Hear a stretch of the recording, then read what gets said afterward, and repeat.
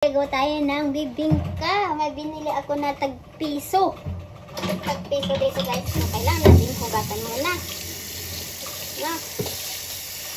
So, ayan. So, kailangan natin balatan. Ganito naman yung ginagawa ko sa Pilipinas guys. Nung kasagsagan ng kabataan. Ayan. So, 25 years ago, wala na tayo sa Pilipinas. Pero may nakita ako kanina sa palengke na tagpiso ba. Kaya ayun, nainganyo ang mata ko at nataon na may $1. At bumili nga ako ng $1. Diba?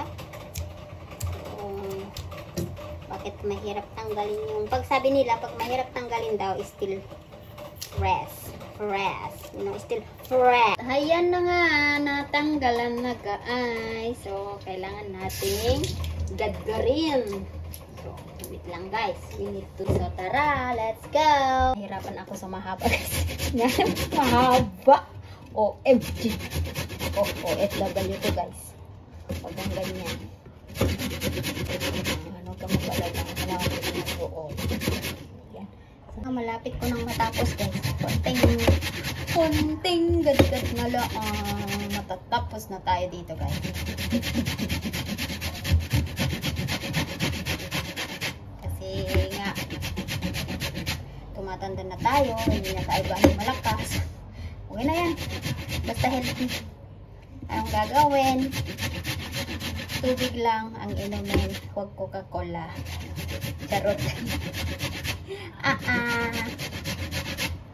Wala naman kami kahit gusto kong uminom guys, wala naman dito. Tubig lang ang iniinom namin araw-araw. Ice cream nga wala pa. Very poor. Saan ka dyan bird? Maingay si bird guys ko to. Charan. At eto na, tanggalin natin lahat guys, sayang $1 eh. Ayan nga, natapos. Anong gagawin? Lagyan natin ng butter. So, just magpainit tayo ng kalan. Palayok pala. Just a moment. Okay. Haluan ko lang pala ng isang ganitong asukal, guys. Para sa ganun, mayroon namang siyang taste. Ganon. So, brown sugar naman to, guys. Kaya medyo okay lang. Kung wala naman kasing asukal, hindi naman masarap. Ika nga, diba? Haluin ko lang, ha. Siyempre, magpainit na tayo na ganito, kalan. Ito is non-stick, so we still need to use oil. Diba? Para sa ganun, magiging ano naman, maluto, maigi. Ayan, tinanggal ko yung konting oil. Kapoy. Ilalan aba yan. Huwag gaanong mainit yung frying pan mo para hindi sunog agad. Sunog na, di pa luto. Ganun yun. So, you need to do this way. Magkakaiba naman tayo ng preference, guys. Pero ganito ako magluto. In just a simple way.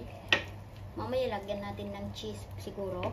Kung gusto nyo ng cheese, pwede rin. Kung ayaw nyo ng cheese, then forget it.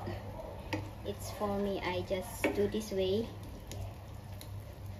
Yeah, okay. Much later. Tikalob. Basta cover it. Okay? Just cover it. Okay? Wait for a few minutes. Much later. At eto na nga guys. Luto na ang ating bibingka. Yay.